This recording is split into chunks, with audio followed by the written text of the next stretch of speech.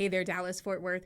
In this month's real estate market update, we are going to talk about some proposed legislation and whether or not institutional investors are about to flood the market and dump their inventory. And I don't know if you've noticed, but interest rates are dropping. Is this just a seasonal blip on the radar, or will we continue to see improvement in 2024? And of course, I will get to those monthly market numbers for DFW. So let's get to it. First, we will start with legislation targeting institutional investors in single-family homes. What is it? Well, bills have been introduced in both the House and Senate that aim to curb the involvement of institutional investors, such as hedge funds, in the single-family market. These bills argue that such involvement is contributing to rising housing costs and making it harder for first-time homebuyers to enter the market. Some key things to point out. The proposed legislation would prohibit institutional investors from purchasing single-family homes. This includes homes currently owned by such entities, which they would be required to sell off within a specified period, typically 10 years under some proposals. Failure to comply with the sell-off mandate would result in significant tax penalties. The proceeds from these penalties would be used to support programs that assist first-time homebuyers with down payments and other affordability challenges. The bills vary in how they define institutional investors, and they range from a specific focus on hedge funds and private equity firms to a wider range of entities. The arguments in favor of the bills are that it would decrease competition for single-family homes, leading to lower prices and making them more accessible to first-time buyers. It would reduce speculative buying by hedge funds, which can contribute to price volatility and market instability. And it would protect communities from negative impacts of institutional ownership, such as increased rents and absentee landlords. The arguments against the bills are that the legislation could distort the housing market by artificially limiting the supply of available homes and potentially leading to higher prices. It would restrict investment opportunities and limit the flow of capital into the housing market. And some argue that the legislation could have unintended consequences, such as pushing institutional investors into other sectors of the housing market, potentially driving up prices there. The legislation is still in its early stages and faces an uncertain future. It has gained support from Democrats, but it is unclear whether it will pass through Congress. The real estate industry and some financial groups are expected to lobby against the legislation. Now, here is what you're about to start hearing and seeing with this news, that there is going to be a massive sell-off of these rentals and it will flood the market. Remember, that was the headline that came down when there was a wave of regulation around Airbnbs and short-term rentals, but that flood of inventory never happened.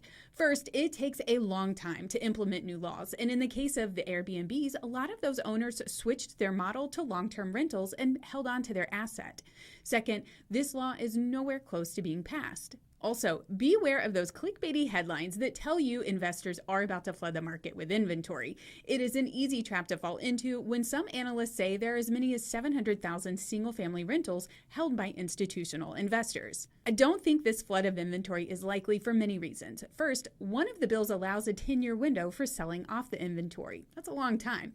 Second, I can see them bundling their properties into smaller portfolios and selling those off to smaller investors as package deals that fit within the parameters the law allows, because the proposed law isn't outlawing all rentals, just those owning and renting properties at scale. And while we are on the topic of inventory flooding the market, let's discuss some of the latest headlines to come out about a general market correction now that interest rates are going down.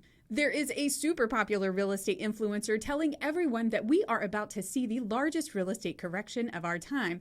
The rationale is that as interest rates go down, pricing will go down.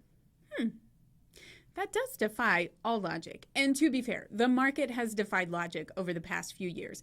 I mean, we had serious increases in interest rates, and yet prices remained pretty flat. So could one extrapolate that the reverse could be true this upcoming year? I mean, I guess you could. It's being done, but are all the factors being considered? Like the really, really big factor out there called demand. There is so much pent-up buyer demand in the market right now. For years, buyers have been sitting on the sideline waiting for rates to come down before they'd buy, and rates have only been going up. I have talked before about this interest rate dam that has just been getting taller and taller and creating a large pool of buyers behind it, and that all it was going to take is for rates to start going down for some of those buyers to start spilling over.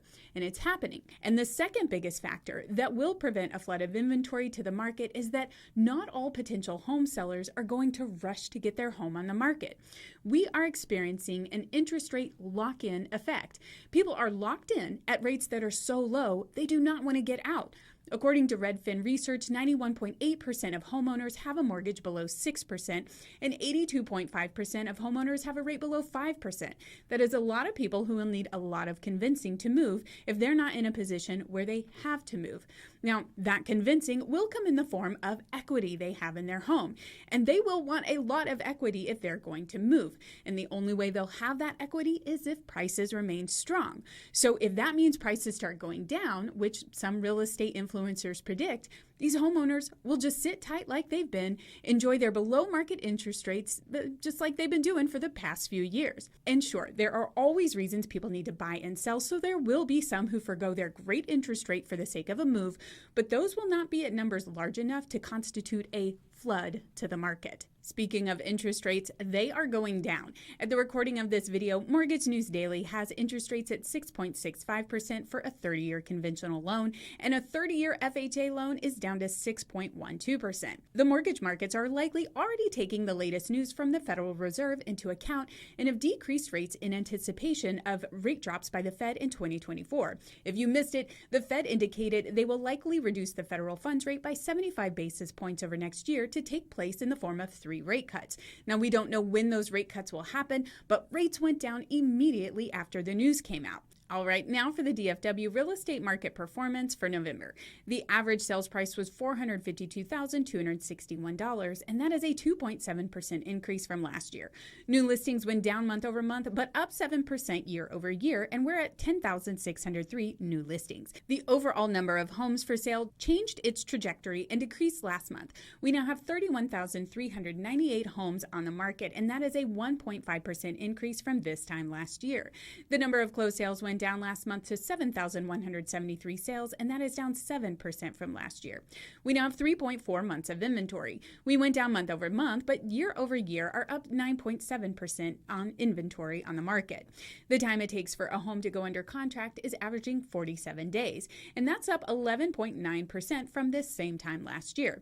Our pending sales are down. We're at 4.7% below where we were last year and have 6,762 pending sales.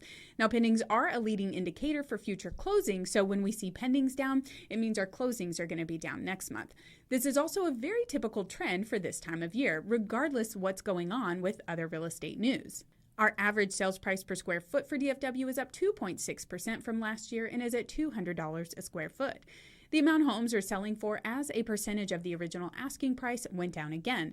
Homes are now selling at 94.7% of the original asking price. Now, the takeaway I hope you get from all of this is that even when interest rates were way up last year, our market stayed pretty flat. No big swing one way or the other. So when interest rates start to go down more, and barring any unforeseen event, they'll probably go down more and we'll probably get more buyers into the market, and that will put some pressure on prices. Hey there, I'm JShannon. I'm a realtor and broker associate with Keller Williams.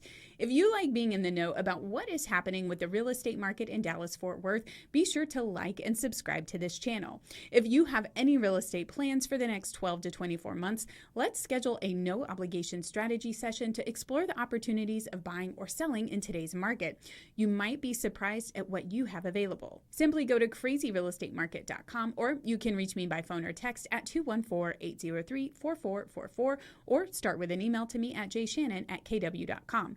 Well, DFW, that is all I have for this month's update. I look forward to updating you next month on all that's happening right here in our real estate market. Bye now.